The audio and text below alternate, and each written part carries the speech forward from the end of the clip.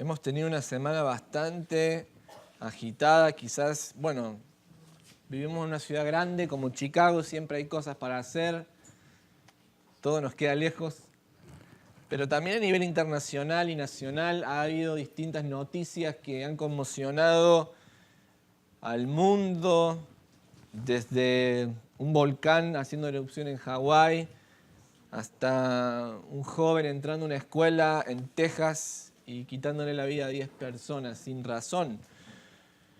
Y quiero hacer una declaración oficial de parte de nuestra iglesia. Nuestros pensamientos y oraciones están con las familias de la comunidad de la Escuela Santa Fe en Texas por esta pérdida que ellos han sufrido. Un avión se cae en Cuba, más de 100 muertos, muchos de ellos pastores de iglesias. Pastor, ¿por qué empieza el sermón con tantas malas noticias? ¿Por qué, mis hermanos queridos? Porque quiero que vean que en un mundo sin Cristo lo único que hay es destrucción y muerte.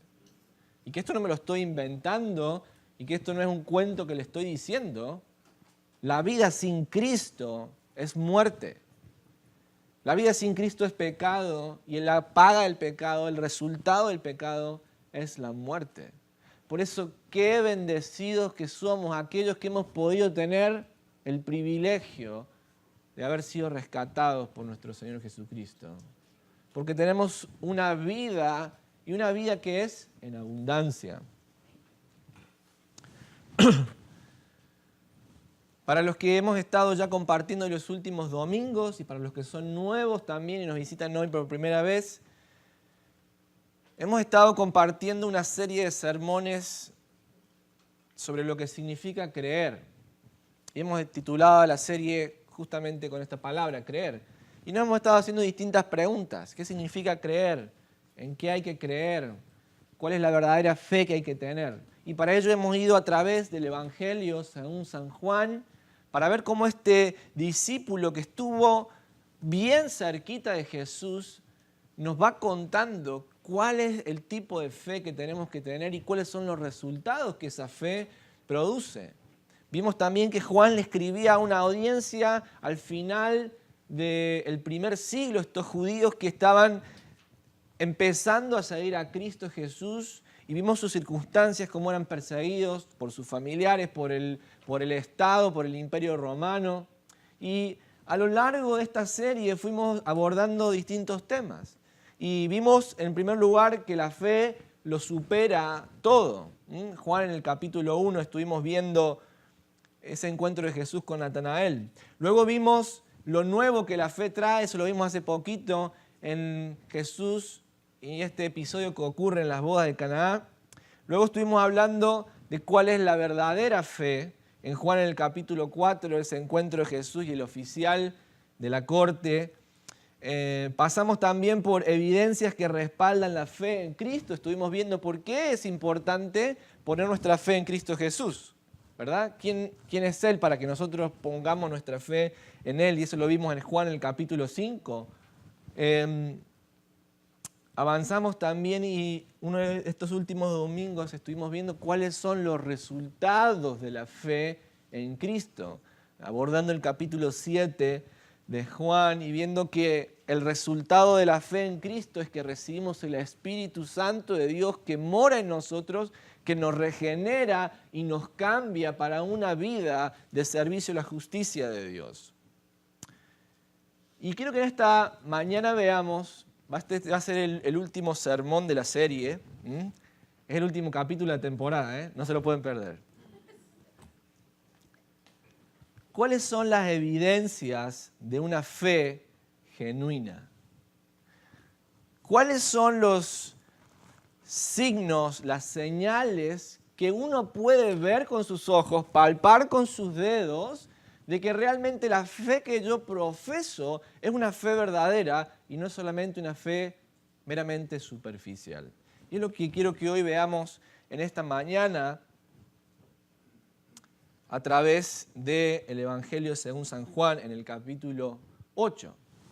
Y mientras usted va buscando su Biblia ahí, Juan en el capítulo 8, en el verso 31,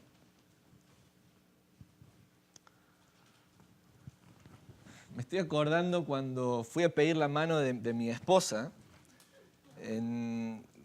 Bueno, vengo de una familia muy tradicional, enchapado a la antigua, como quien dice. Entonces, para ponerme de novio tenía que pedir permiso primero a mis padres y después pedir permiso al papá de la señorita, ¿verdad? Entonces, uy, pero qué anticuado, pastor. Bueno, pero así se usaba en esa época. Y entonces voy a hablar con mis suegros.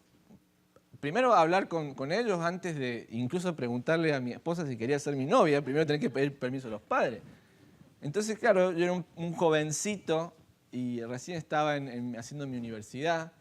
Entonces yo fui ahí y me senté en esa sala, nervioso. Mi suegro es pastor, un hombre con muchísima trayectoria en la fe. Imagínense cómo me sentía yo ahí, estaba ahí. Y para colmo estaba ahí esperando que él viniera a hablar conmigo y escuchaba de fondo una canción que en inglés decía: este barco se va a hundir pronto, ¿no? Ahí salía de fondo y yo estaba ahí, ay. Y bueno, entonces él me dijo, bueno, ¿cuáles son tus intenciones? Y yo le empecé a contar cuáles eran mis intenciones, que eran muy nobles, ¿verdad? Yo quería amar a su hija y amarla como Cristo amó a la iglesia y cosas muy bonitas. Entonces, bueno, me dijo, está bien. Me dio su permiso, me dio su bendición, pero él me dijo, el tiempo también dirá si lo que tú me dices es verdaderamente cierto, ¿verdad? Y al principio no me gustó, porque digo, hombre, que estoy acá pidiendo la mano, ¿verdad?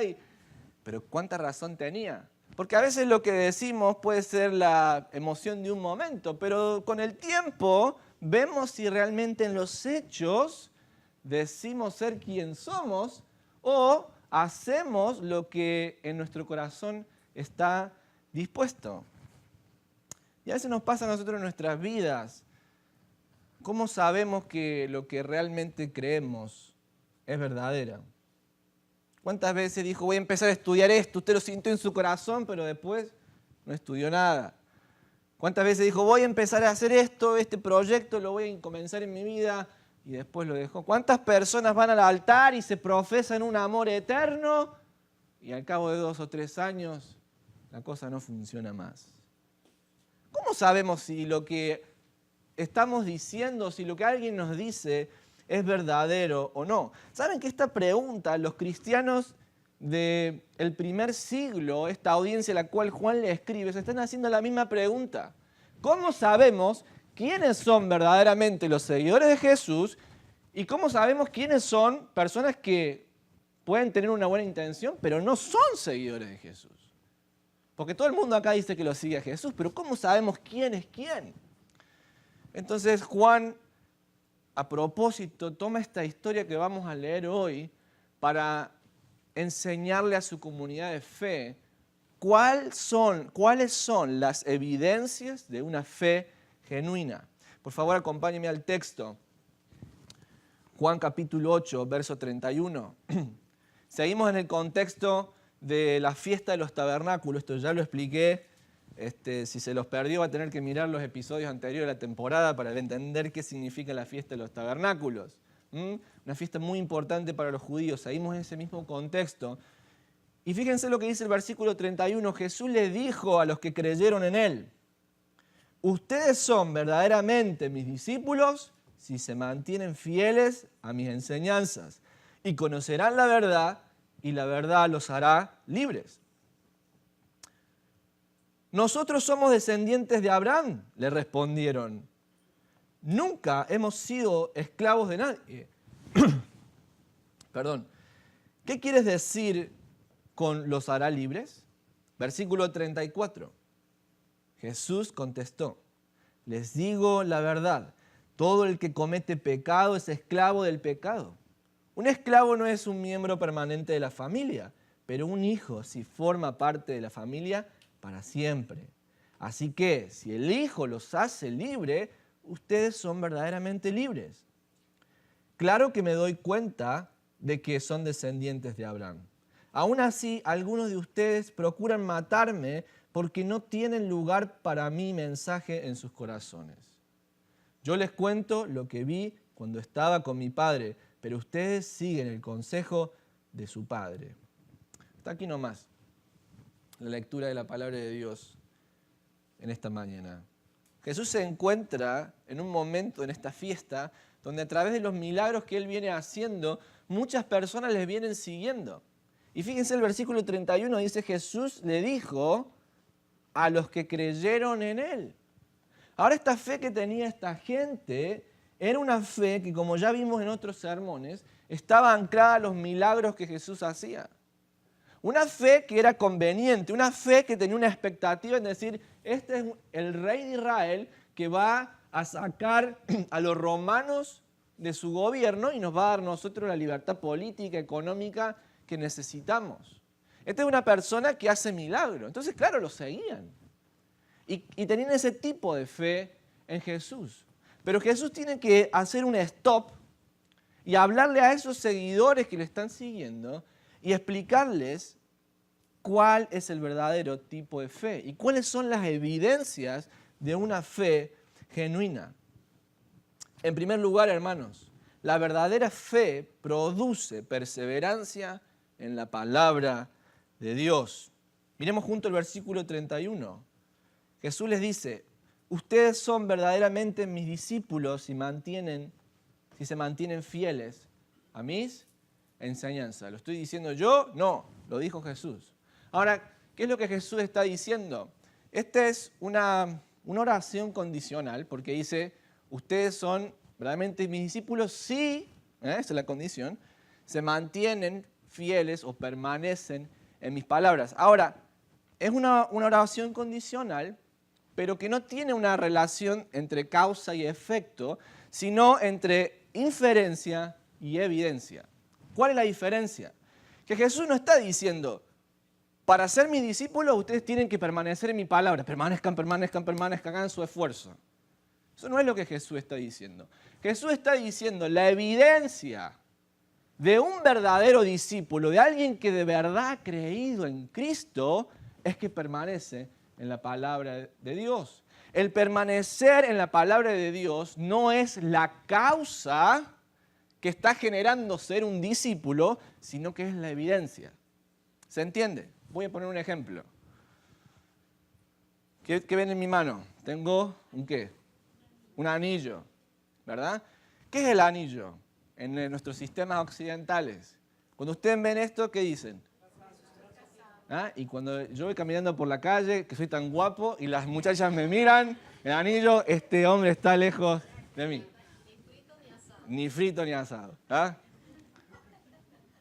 Ni los perros me miran.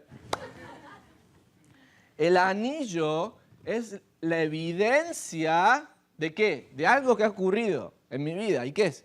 Que yo me casé, ¿verdad? Ahora, el anillo no es la causa de que estoy casado. No es que si yo voy y me pongo un anillo, significa que eso es lo que me hace estar casado, ¿verdad que no? Yo me lo podría sacar para ir al baño, a bañarme. Mi esposa me corta el dedo si me lo saco, ¿no? Pero podría hacerlo y seguiría casado, ¿verdad que sí? Pero el anillo en mi dedo es la evidencia de que algo ocurrió, de que yo me he casado con mi esposa.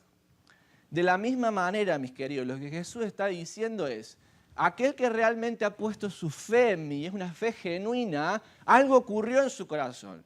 ¿Y qué es? Ya lo vimos, el Espíritu Santo lo regeneró, vive dentro de él, y por eso una evidencia de que eso ha ocurrido, una evidencia tangible que todo el mundo puede ver, ¿qué es? Que esa persona permanece en la palabra de Dios.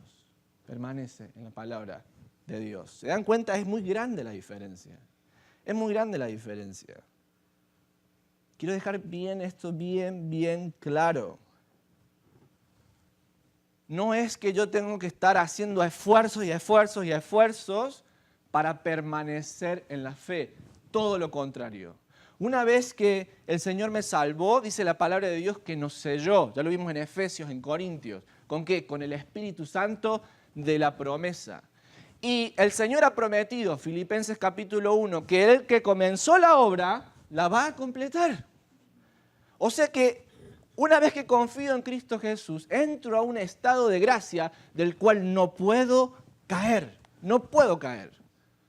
Yo no es que tengo que hacer yo esfuerzos para estar ahí manteniéndome en la gracia, sino que el Señor va a hacer todo el trabajo, porque fiel es el que lo promete, el cual también así lo hará. ¿Qué les quiero decir? A ver si lo entendemos todos. Una vez que soy salvo para siempre. La salvación no la pierdo. Bueno, esa es su opinión, pastor. Así es mi opinión. ¿Y qué tal si leemos Juan en el capítulo 10, en el verso 27 al 29, donde el mismo Jesús está diciendo, mis ovejas oyen mi voz y yo las conozco y me siguen.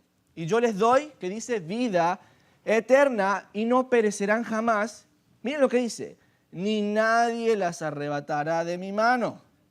Mi Padre que me las dio es mayor que todos y nadie las puede arrebatar de la mano de mi Padre. Es decir, una persona que ha sido llamada por el Señor, regenerada por el Espíritu Santo, justificada, jamás puede ser arrebatada de las manos de Dios. No puede perder jamás su estado de gracia. ¿Lo estoy diciendo yo? No, lo dice Jesús.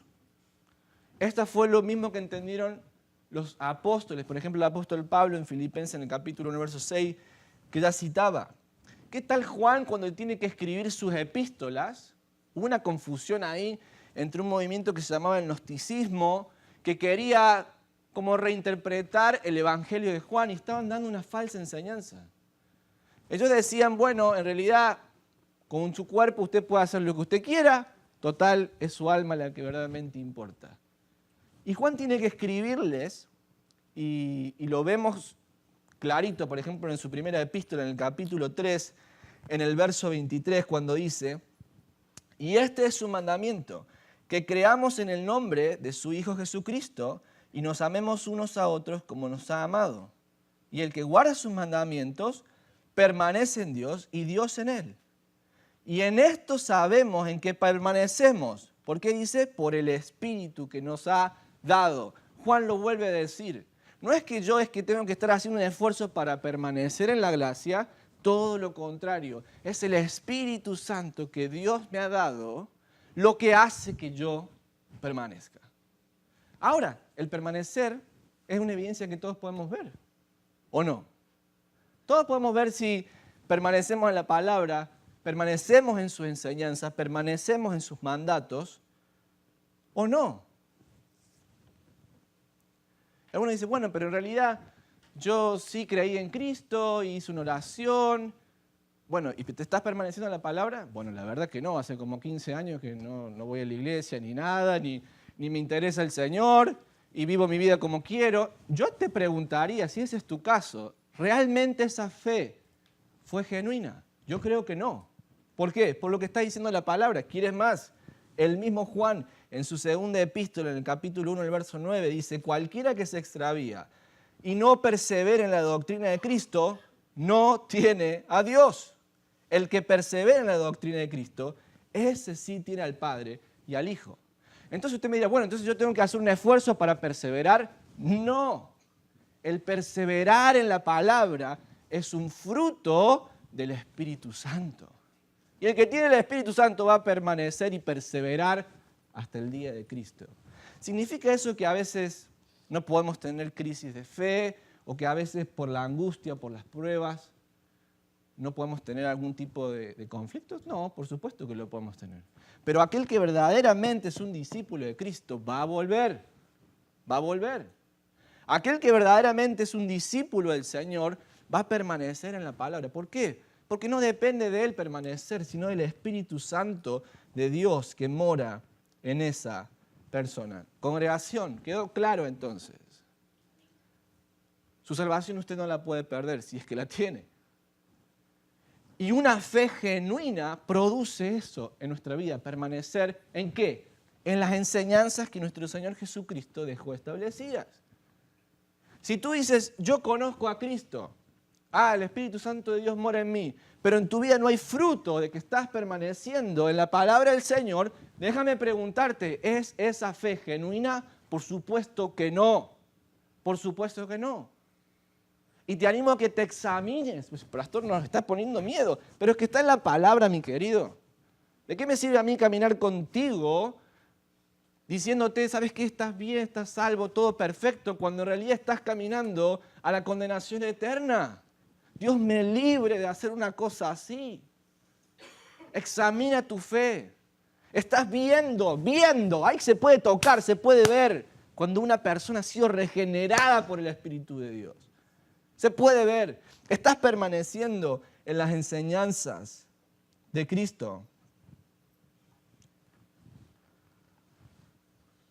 ¿Cuánto más que podríamos decir? ¿Sabes que esto es importante para aquellos que han crecido en la iglesia, para los jóvenes que han crecido en la iglesia? Porque los que crecimos en la iglesia creemos que porque estuvimos en la iglesia toda la vida somos salvos, o que creímos que por hacer una oración, la oración del pecador, ya está, ya somos salvos. Pero después en mi vida hago lo que quiero, soy un desastre. ¿Crees que esa fe te ha salvado? La verdadera fe genuina en el Hijo de Dios, produce en nosotros el perseverar en los mandamientos de Cristo Jesús. Si tú estás viviendo una vida licenciosa, si usted está engañando a su esposa y la engaña y, pero yo ya hice la oración, ¿no? Yo ya me voy al cielo. Esa fe no es genuina. Si tú estás viviendo una vida de libertad sexual fuera del matrimonio y tú piensas que está bien, hay algo que no está bien. Hay algo que no entendiste. Si tú piensas que puedes vivir tu vida teniéndote a ti como el rey de tu vida y hacer tu carrera y tus cosas sin importar lo que Dios piense, y tú dices, pero yo ya hice la oración, yo ya me voy al cielo. ¡Cuán equivocado estás! ¡Cuán equivocado estás! No puedes separar el Salvador, que es Cristo Jesús, del Señor, que también es Él. En el momento en que le recibiste en tu corazón, no solamente fue un Salvador personal, sino que se convierte en el Señor de tu vida. Si Él no es el Señor de tu vida, entonces pregúntate si realmente estás caminando en el camino de la fe. Ay, mi querido, por favor, hazte esta pregunta, porque puede ser que todavía la ira de Dios esté sobre ti por tu pecado. Cuando uno dice que la salvación es por fe, por supuesto que es por fe, pero esa fe genera un cambio, y es un cambio tan evidente que usted se da cuenta, que su familia se da cuenta y que su vecino se da cuenta. Se puede ver, se puede tocar. Avancemos, dijimos. Perdonen si le estoy gritando, hermano, estoy emocionado en la mañana de hoy. Trae. Vamos a guardar la compostura. La verdadera fe entonces produce perseverancia en la palabra de Dios. Pero en segundo lugar, mis queridos, una fe genuina produce una relación con la verdad. ¿Qué dice la palabra de Dios? Ustedes son verdaderamente mis discípulos si se mantienen fieles a mis enseñanzas. Esa es la primera evidencia, mantenerse fiel a la enseñanza del Señor. Recordemos, es una evidencia, no es la causa. ¿Cuál es la segunda evidencia? Y conocerán la verdad. Fíjense que pone la conjunción y, que está agregando. No solamente que uno va a permanecer en el camino del Señor y en sus enseñanzas, sino también que conocerá la verdad. Y ya vimos en el Evangelio de Juan, en el capítulo 1, en el verso 14, que en Cristo dice que está la plenitud de la gracia y la verdad. De hecho, Jesús, en las palabras de Juan, en el capítulo 14, en el verso 6, va a dar una declaración y va a decir, yo soy el camino y la verdad y la vida. Por eso cuando Pilato le pregunta a Jesús, ¿qué es la verdad? Pilato está hablando con la verdad y no se da cuenta. Jesús no solamente lo que Él dice y sus palabras son verdad, sino que Él es la personificación de la verdad misma. Y el autor utiliza un verbo que es el verbo conocer, que nos habla de una relación. Yo puedo tener una relación con la verdad. Puedo tener una relación con ese Dios vivo y verdadero. No es solamente que yo conozca intelectualmente de Él, porque para eso, si te criaste en la iglesia, sabes un millón de historias. Ahora, tú conoces a Dios intelectualmente, pero tú conoces a Dios en una relación con Él. Esta es la segunda evidencia de que somos discípulos de Jesús, de que tenemos una relación personal con aquel que es la verdad.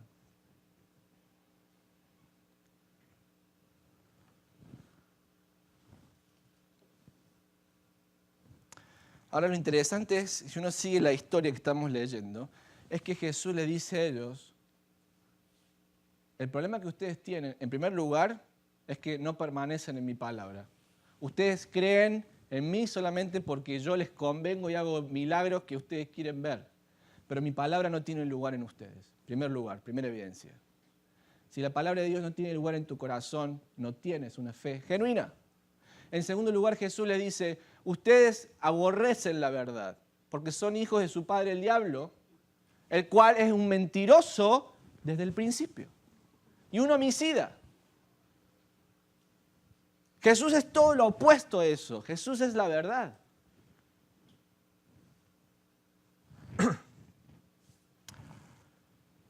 Y cuando hablamos de la verdad, usted me va a decir, bueno, pero hay tantas cosas, ¿no? Es tu verdad. Vivimos en un mundo muy subjetivo hoy en día, donde esta es mi verdad, esta es tu verdad, cada uno tiene su verdad. Bueno, déjame decirte algo, quizás no te guste, pero Cristo no es una verdad, Cristo es la verdad. Y yo no quiero ofenderte en el día de hoy, pero no quiero mentirte tampoco. El hecho de que tú no creas en Cristo, eso no va a hacer que la realidad cambie. Él sigue siendo la verdad. Él sigue siendo el único camino que puede conectarte con ese Dios que tanto te ama. En las noticias hemos escuchado la tragedia de la escuela de Santa Fe y estos 10 niños que murieron, según los reporteros. Estaba leyendo un artículo del New York Times. El pastor está leyendo mucho un periódico de la izquierda, pero lee otro, no se hagan problema, ¿eh? También leo de la derecha. Aparentemente este niño, una de las primeras víctimas que mata es una niña que lo había rechazado por varios meses, que no quería ser su novia o algo de eso. Y en su rechazo, en la última vez, la niña lo había avergonzado frente a todos. Entonces fue una de las primeras personas que este joven va y mata. Ahora yo pienso esto, mis queridos, ¿no? Nosotros vemos el caos de un jovencito entrando con un arma a matar a los compañeros que no les gusta. Y nuestra sociedad, los republicanos dicen que la solución es armar a los maestros, tienen que tener más armas. Y los demócratas, los de la izquierda liberal, dicen en realidad no tendría que haber ningún arma, tendríamos que controlar todo. Ahora, nadie se está haciendo una pregunta que es muy importante. Y es, ¿por qué un joven de esa edad encuentra la solución a sus problemas con una escopeta y disparándole a los que no le gusta? ¿Qué está pasando? Muchas gracias, hermano. ¿Qué pasa en el corazón de una persona para que haga eso? ¿Saben qué está pasando? Le hemos quitado a nuestros jóvenes el sentido de la verdad. Los confundimos, les decimos, usted puede ser una niña o un niño, aunque el niño sea niño. Les decimos, en realidad, si quieres tener un bebé o lo quieres tirar, es problema tuyo. Tenemos tan poco valor por la vida, que después nos asombramos de por qué entra un joven a matar a 10 personas, porque sí, nosotros somos los responsables de esas enseñanzas. Como sociedad lo digo. Y nos hemos olvidado de que hemos reemplazado la verdad de Cristo, primero en nuestra vida, después en nuestra familia y en nuestra sociedad. Y cuando la verdad ya no está implantada, entonces lo que gobierna es el caos. Ahora los políticos no se preguntan esto. Pero la única verdad y la única solución para tu vida es Cristo. La única solución para tu matrimonio, para tu familia es Cristo. La única solución para nuestra sociedad, para nuestra nación es Cristo. Usted busque solucionar todos los problemas que usted quiere, controle más esto o aquello, eso no va a cambiar nada. El cambio tiene que ocurrir aquí en el corazón. Y usted dirá, bueno, pastor,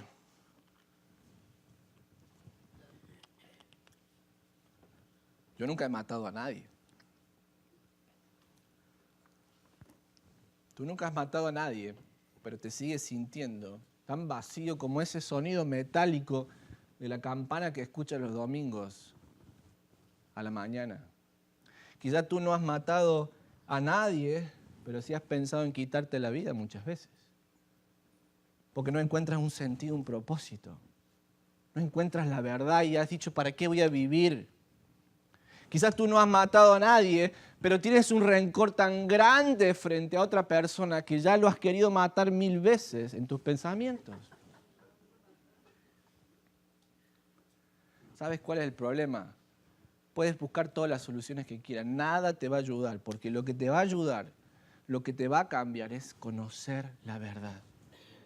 Y la verdad es Cristo, Jesús. Por último, hablamos de que cuáles son las evidencias de una fe genuina. En primer lugar, si permanezco en la palabra de Dios. En segundo lugar, tengo una relación personal con Cristo, que es la verdad.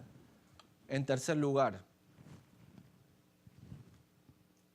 la tercera evidencia de una fe genuina es que produce libertad del pecado. Volvemos a Juan 8:31. Ustedes son verdaderamente mis discípulos si se mantienen fieles a mis enseñanzas y conocerán la verdad. Y en tercer lugar, y la verdad los hará libres. Déjenme que les dé una explicación. Los judíos,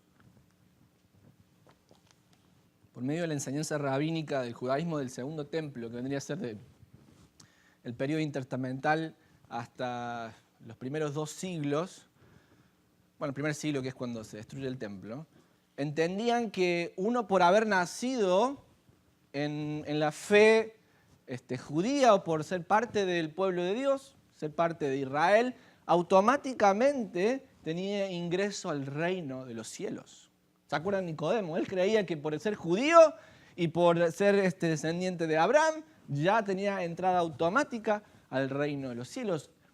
De acuerdo, y usted si lee la Mishnah se va a dar cuenta que algunas de las regulaciones que hacen los judíos tienden a ir en la dirección de que un judío entraba al reino de Dios y estaba limpio solamente por haber nacido en esa condición. Totalmente lo opuesto a lo que Jesús enseña. Jesús, ¿qué le dijo a Nicodemo? Si no naces de nuevo, no puedes entrar en el reino de Dios. ¿Sabes lo que fue para Nicodemo eso? ¿Cómo? Yo, un descendiente de Abraham, yo, un israelita, un judío, que me está diciendo que no puedo entrar, si ya estoy en el reino de los cielos. Esta era la concepción que tenían los judíos en la época. Ellos creían que este privilegio heredado les daba el derecho de entrar al reino de Dios, y por eso le estaban diciendo a Jesús, nosotros no somos esclavos de nadie. No se están refiriendo a una esclavitud política, sino se están refiriendo a una esclavitud espiritual. Ellos, porque si fuera política, miren, el pueblo de Israel fue esclavo por tantos imperios, que sería absurdo pensar eso. Pero lo que los judíos le están diciendo a Jesús, ¿cómo que somos esclavos? Si somos hijos de Abraham. Lo que ellos están diciendo es, yo espiritualmente, por ser hijo de Abraham, ya tengo un ingreso al reino de Dios. Soy libre. Soy una persona libre. Pero Jesús le está diciendo que no. Jesús le está diciendo que el hecho de haber nacido en ese pueblo no les da ningún derecho a entrar en ningún lugar. Lo que les va a dar la libertad del pecado es conocerlo personalmente a Él.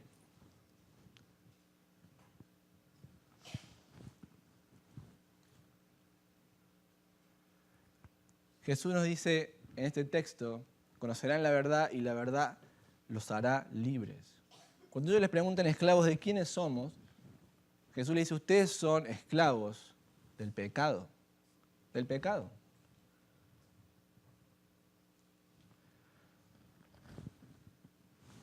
Ahora, acá está el problema. Porque estos judíos que habían creído en Jesús, creían en los milagros que Él hacía. Y decir, esta persona nos puede libertar de Roma. Pero que Él me venga a decir que me quiere libertar de mis pecados, ya ahí no me gustó para nada. Que Él me libere de Roma, que me libere de pagar los impuestos, que me libere de ser un ciudadano otra vez que puede caminar por las calles sin ver a los soldados romanos que están ahí molestándome, que me libere de todo eso. Pero que me libere de mis pecados, eso no se lo permito. Si usted sigue leyendo la historia de Juan 8:31, se va a dar cuenta que terminan al punto de que lo quieren matar a Jesús. Le dicen que Él está endemoniado, le dicen que es una persona sin valor y lo quieren terminar matando. ¿Por qué? Porque nosotros estamos todo bien y sonreímos todo perfecto, pero cuando nos muestran, cuando la luz de Dios nos muestra lo que tenemos que cambiar, ya ahí no nos gustó para nada. Ya ahí salimos corriendo.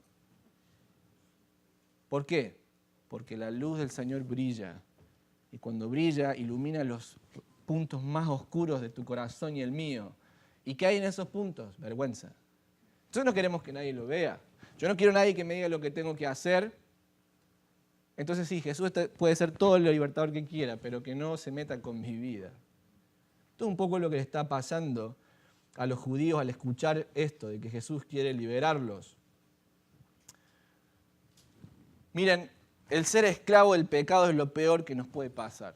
Porque Jesús dice, el que es esclavo del pecado vive como un esclavo. ¿Saben que los esclavos en esa época, lamentablemente, eran cosas, no eran personas? Entonces uno los podía comprar, los podía cambiar, los podía vender. Entonces un esclavo iba de aquí para allá, de aquí para allá. Pero Jesús está diciendo, el Hijo permanece en la casa. Y Él es el Hijo de Dios que permaneciendo puede sacarte a ti y a mí de ese mercado de esclavitud que es el pecado, que nos lleva de un lado para el otro. Cuando estamos esclavizados por el pecado, dice Romanos en el capítulo 6, que lo que hacemos es nosotros servirle al pecado. Por eso usted está con su tablet y termina, cada 20 minutos tiene que chequearla a ver qué está pasando. Tiene que chequear el teléfono a ver en las redes sociales a ver qué está pasando. ¿Me pusieron un like o no me pusieron un like? Y ahí está, atrapado. Otros con el alcohol, otros con la mentira. Y van de un lado hacia el otro. Este matrimonio no funcionó, busco otro. Este no funcionó, me busco otro. Y así van por la vida, de un lado para el otro, como los esclavos de esa época, que los compraban y los vendían, los compraban y los vendían. Jesús está diciendo que Él quiere liberarnos justamente de eso.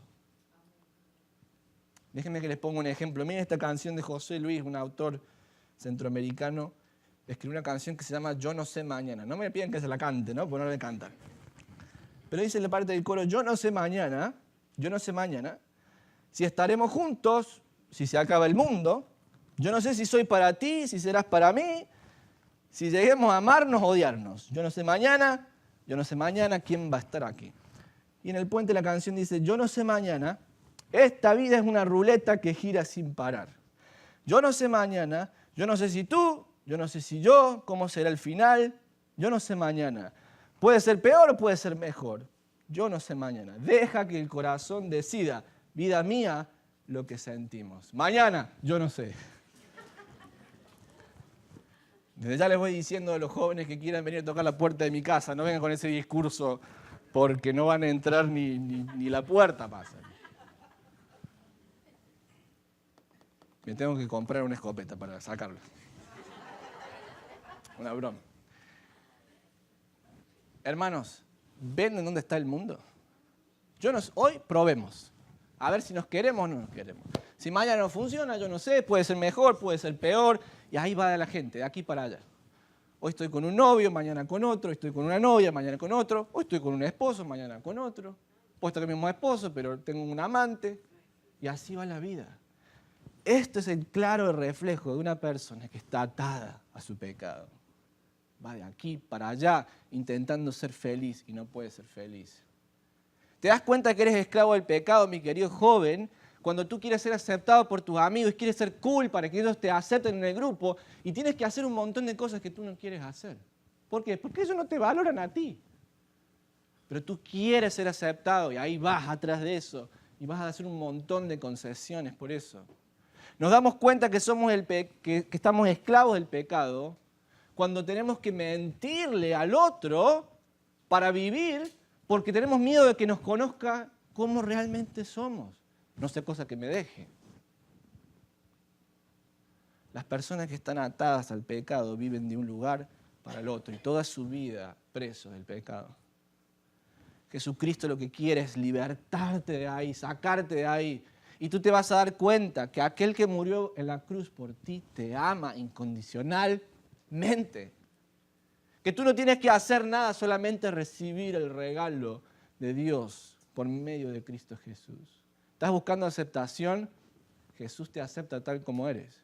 Él te va a cambiar. No pienses que tienes que cambiar para venir a Jesús. Ven cómo estás. Él va a hacer todo el trabajo.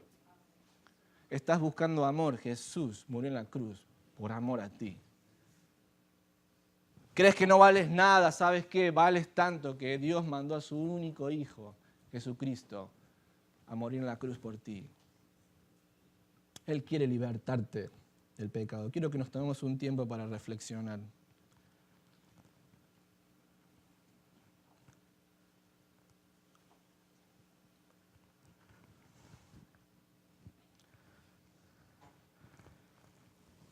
Déjame decirte algo. La oración del pecador, una oración que hayas hecho cuando eras chiquito, cuando eras jovencito, eso no te salva.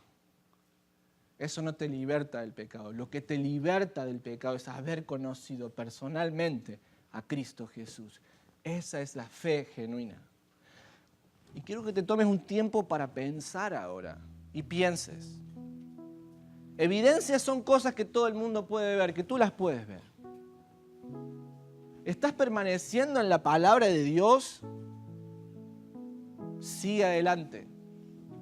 Para aquellos que estamos en Cristo, sabemos que Él nos hace permanecer. Y déjame decirte algo, hay algo glorioso para ti, que es que ni la muerte, ni la vida, ni nada de lo creado te va a poder separar de Cristo Jesús. Nunca. Tu destino es la gloria con Cristo. No temas, no temas, no te impacientes. Él cumplirá su propósito en ti. Ahora, si te das cuenta que no permaneces en la palabra de Dios, que no vives de acuerdo a sus enseñanzas, entonces pregúntate, ¿es mi fe verdaderamente genuina? Pues claro que no. Te invito a que pongas tu fe en Cristo Jesús.